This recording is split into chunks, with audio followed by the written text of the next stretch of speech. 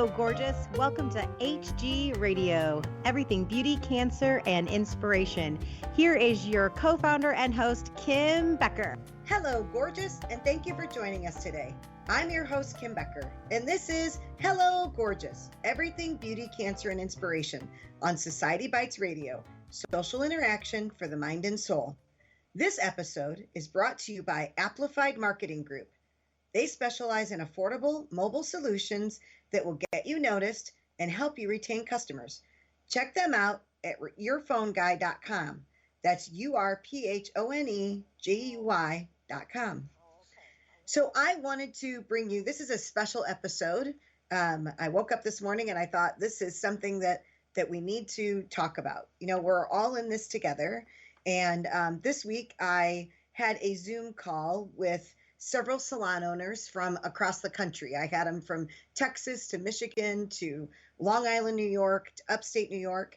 And everybody is in this together and they're all anxious to get their salons up and going and to get clients back into their salons. And yet there seems to be very little information out there. Now, I know that there will be certain guidelines that we need to follow, but the basics, the underlying of what needs to be looked at and ways to actually launch this so that when you open, you're successful.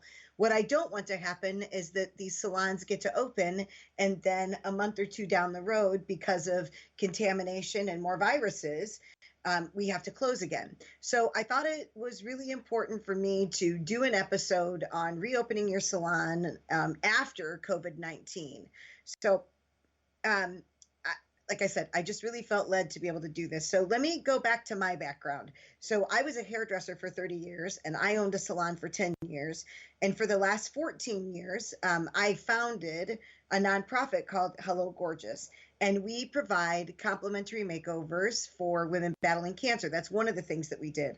But it was really interesting. When we started Hello, Gorgeous, there wasn't any quote unquote guidelines on how to take care of a woman battling cancer, or for that matter, taking care of any client or salon guest that had a compromised immune system. And so we had gone out and started talking to these women. As a matter of fact, we would ask them, or we would offer them a service through Hello Gorgeous, and they would deny it. And they would say, no, I can't do that. My doctor told me that I can't have a manicure, I can't have a pedicure, and while I'm going through cancer treatment.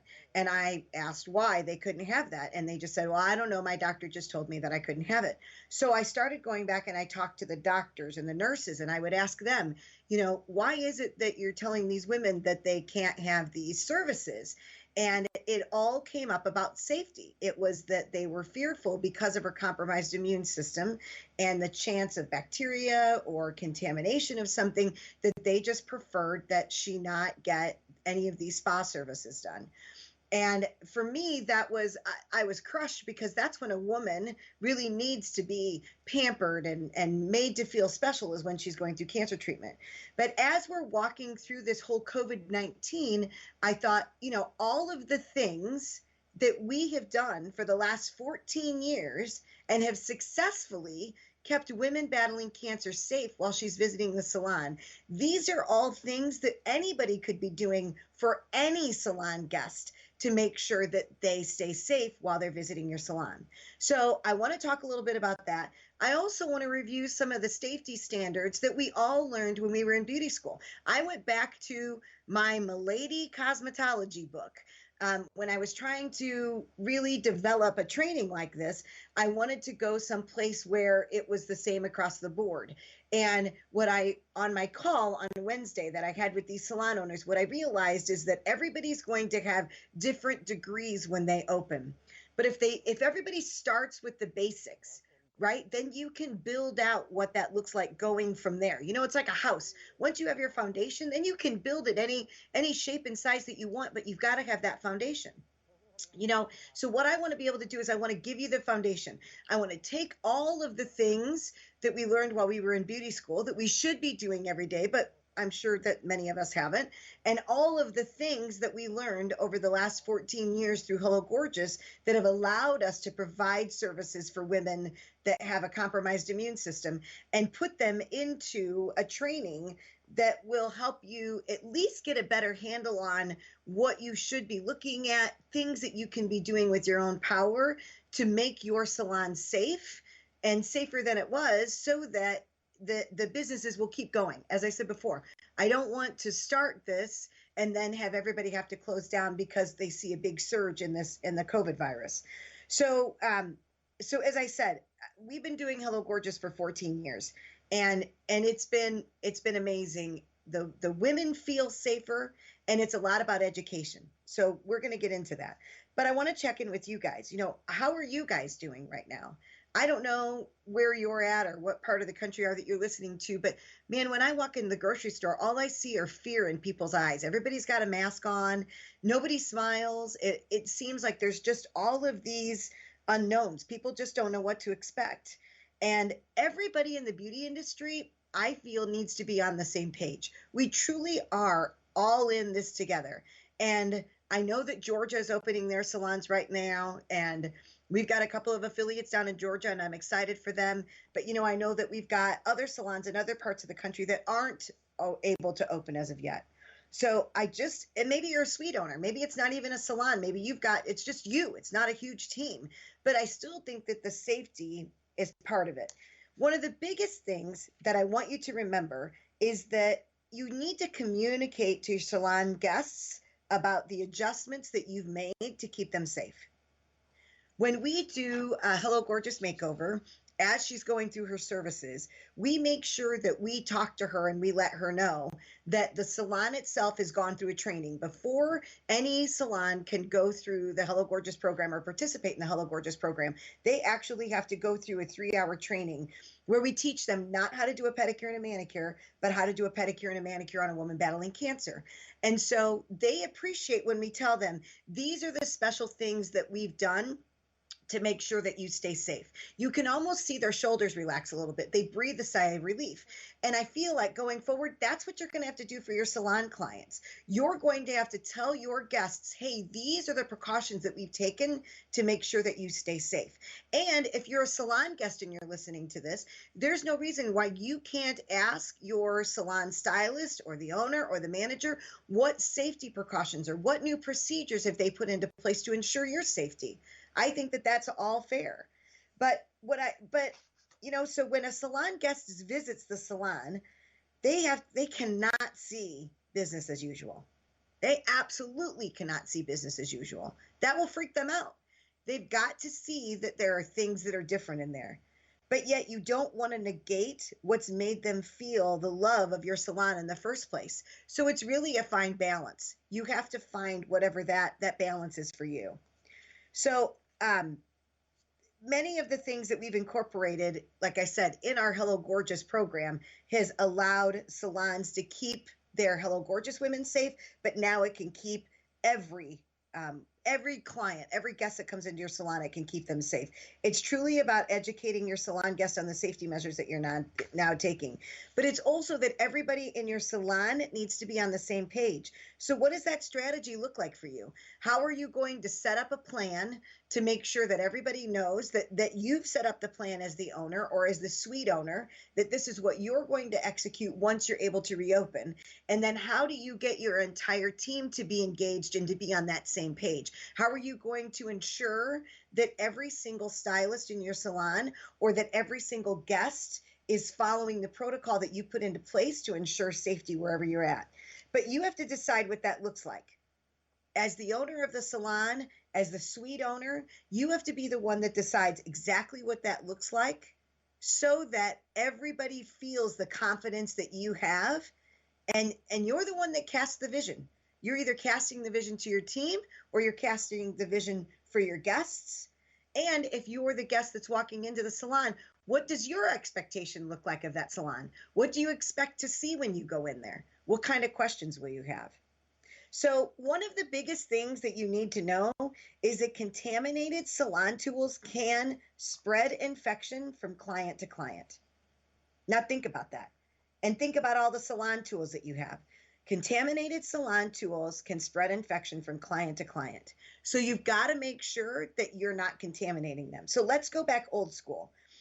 First of all, when I was doing the research through, as I said, my Milady Beauty School book, items need to be cleaned and then disinfected. They can't just be put into the disinfectant. They have to be washed with soap and water. So that's combs, brushes, perm rods, rollers, whatever that looks like. It needs to be washed with soapy water, and then it needs to be put into the disinfectant. And items need to be fully submerged in the disinfectant for at least 10 minutes before that disinfectant is effective. So you can't just take a comb and dip it into your jar where you have your disinfectant and then take it out and expect for it to be disinfected. It doesn't work that way. It has to stay in there for at least 10 minutes. I did the barbicide training. If anybody's interested in that, barbicide's got a great training that I would recommend. And it takes about 15 minutes, and there's a test, and then there's a certificate that you can get that shows that you went through the training.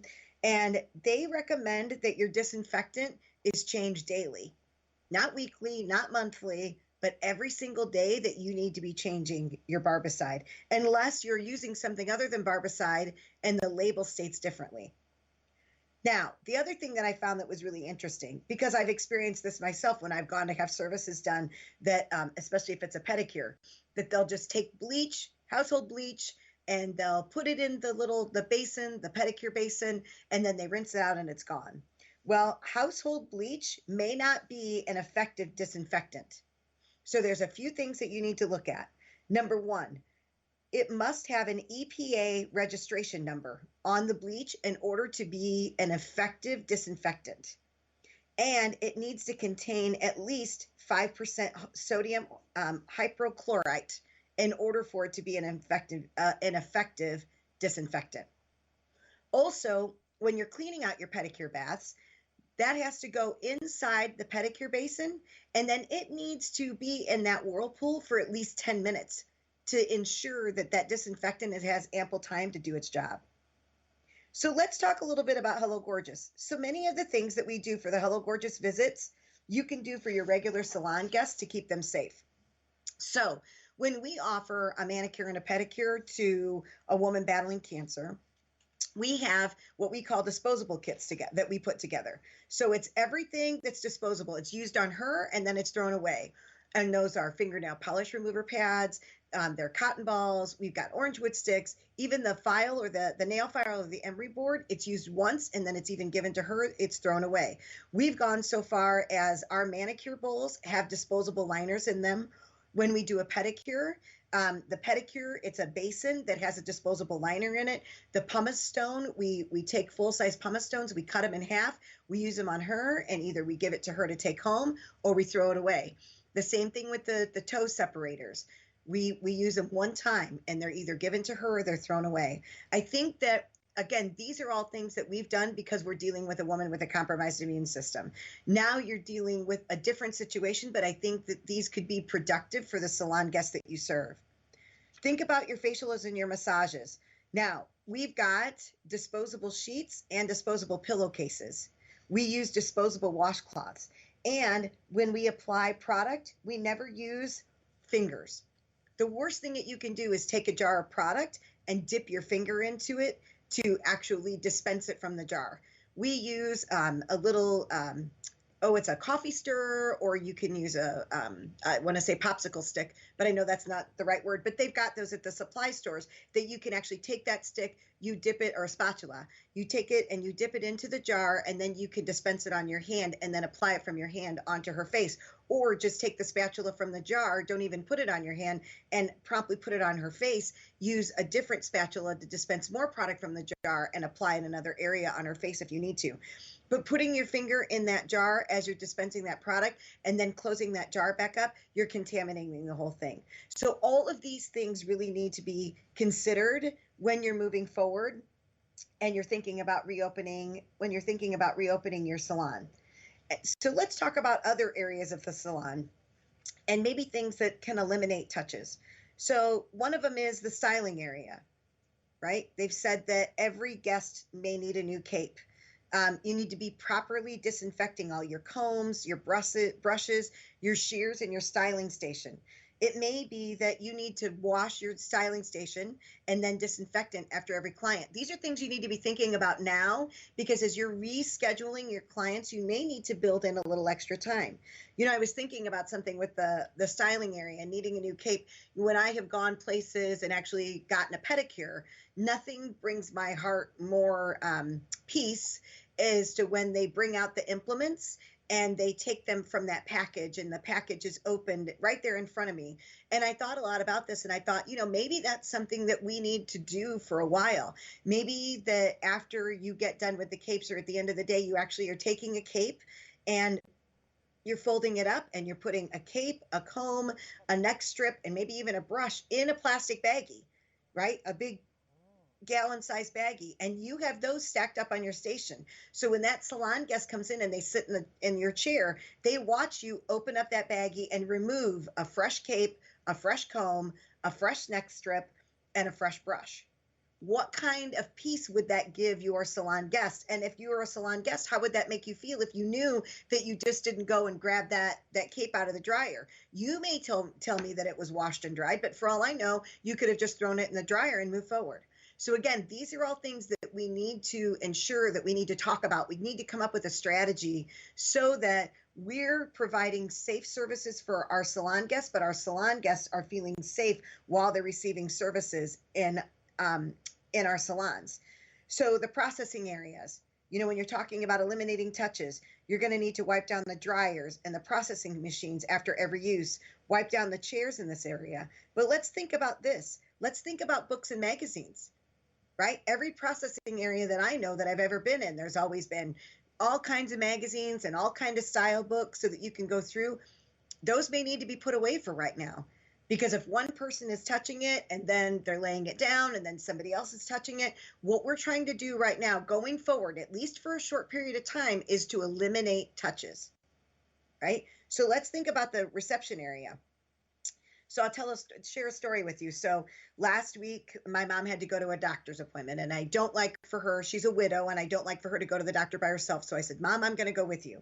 And so as I went into this doctor's and we got into this waiting room, it was really interesting. Every other chair was face forward, right? And the chair that wasn't facing forward was faced backwards towards the wall so that you couldn't sit in it. So they were instilling the 6 feet of social distance. On the chairs that were turned backwards, there was a note on it that said, do not sit here. They made it very clear that they didn't want you to sit there and that you needed to practice social distancing. But also, I noticed that there were no magazines on the table. There were racks that were there that used to hold magazines. Those were all gone. There were no pamphlets out. A lot of times they'll have pamphlets out. She was at the heart doctor, so you might find about a new medication or heart disease or something along those lines. All of those pamphlets were gone. They were all taken out. And so I'm thinking, and then she had a second doctor's appointment about another issue last week. And so we went to another doctor's office, and it was the same exact thing. Signs on the chairs that said, do not sit, no magazines out, no pamphlets out, no nothing. It was just they did it across the board to keep it as safe as possible. But what I looked at was they eliminated touches. And that's what I feel that you're going to need to do going forward, is that you need to eliminate touches. So how are you going to space your chairs out? What are you going to do with your books and magazines? If you've got a coffee and water area in your salon, how are you going to address that? Are you going to use disposable cups? Are you going to use small bottles of water that they just take and then take with them? Are you going to wipe down a water dispenser after every use? What does that look like? Let's talk about your retail area.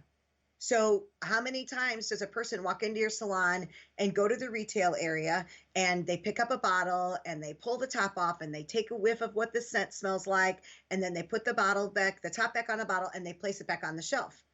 If you've got 10 people that do that in one day, if you have a very large salon, then all of the people that they've come in contact with have come in contact with that one bottle as well. So how are you going to address that? Do you need to put your retail behind the desk? Do you need to come up with, I came up with an idea of a retail concierge, where there's just one person that's there that walks around and they offer to help you with your retail, which would increase the experience of your salon. But then you have one person that's touching the bottles in your salon. So then if they wanted something, they can take the top off. They can offer to let the salon guest smell the product, put the top back on, and then it's either she can wipe it down, or they can wipe it down and return it to the shelf. Or if they chose to purchase that product, it can be walked right up to the front desk. Your shampoo area, what does that look like? Wiping down the shampoo bowls, disinfecting after each use. But I'm even thinking about your shampoo bottles and your conditioner bottles. Those all have to be wiped down. Then you're going to have miscellaneous areas, bathrooms, door handles. What about your brooms? Styling products on the stations. It needs to be the same thing. You can't be dipping your finger into a putty or a wax and then dispensing it and doing it time after time. You need to come up with a game plan and a strategy to be able to do that. So these are the things I want you to be thinking about as we move forward and you come closer to the time of reopening your salon, because things are going to be a little bit different. Now, remember, it's not going to be like this forever, but to ensure safety and to ensure that we can all move forward as a profession, these things need to be taken into account. So come up with a reopening strategy. Make sure that you get your team on board. So come up with a strategy that you can relay to your team. And then communicate. Find a way to communicate to your salon guests that they are safe, because that's what they want to know. Now, in the show notes, you'll find a checklist. So I know that this can be overwhelming, and when you're thinking about things, there's a saying that says you can't read the label from inside the jar. So when you're in the midst of this, sometimes you can get overwhelmed. So I created a checklist. I created a checklist to help you navigate through your salon to ensure that you are addressing every single area of your salon. And I'm going to put that in the notes of this particular show. So get on that, download that, take that with you. So as you walk through your salon, whether physically or virtually or in your head, that you can make sure that you're checking off and you know how to address every area. I've also created a strategy sheet that will help you map out the changes that you want to make prior to opening your salon. So it gives you the area of the salon and then a blank space so that you can write down how you're going to eliminate touches, how you're going to make the changes, so that way then it's not all jumbled in your head. And then going forward, if you're not the one to execute it, you can give that to somebody else to execute, to make sure that you are taking all the safety measures and all the safety precautions that you can while we're all in this battle together. So I want to let you know that I've created an online course that dives deeper into this process. It walks you through each phase of your salon to help you eliminate touches and shares ways to ensure the safety that it's being practiced on a regular basis in your salon. The online class will take about 30 minutes to complete. There's a short quiz afterwards, and then you'll receive a certificate of completion that you can display in your salon to ensure your guests that you are committed to their safety. So to find out more about this online course, make sure that you visit our website at www.hellogorgeous.org. If there's anything else that I can answer for you, or anything else that you can think of, or anything else, any other questions that you may have, I want to encourage you to reach out to me at kbecker@hellogorgeous.org. Or if you want more information about Hello Gorgeous, or you want to know more about the program that we offer, I want you to invite you to visit our website at www.hellogorgeous.org. Hey, if this account or this episode was helpful to you, I want to invite you to leave a comment, share this with your friends. We truly are all in this together. This is something that we are all experiencing together. We're all going to come out of this together. And you know what? We're strong as a nation. So I have no doubt that we're going to come out better on the other side than we were when we went into this. So I just want to say thank you again for joining me today on Hello Gorgeous, Everything Beauty, Cancer, and Inspiration. I'm your host, Kim Becker. And until next time, stay gorgeous. Another beautiful day, walking in the sunshine, spending the time with you. Last night we had a good time, dancing in the moonlight and loving the night away. I can't imagine what it'd be like. I can't imagine what it'd be like. I can't imagine what it'd be like without you. I can't imagine that.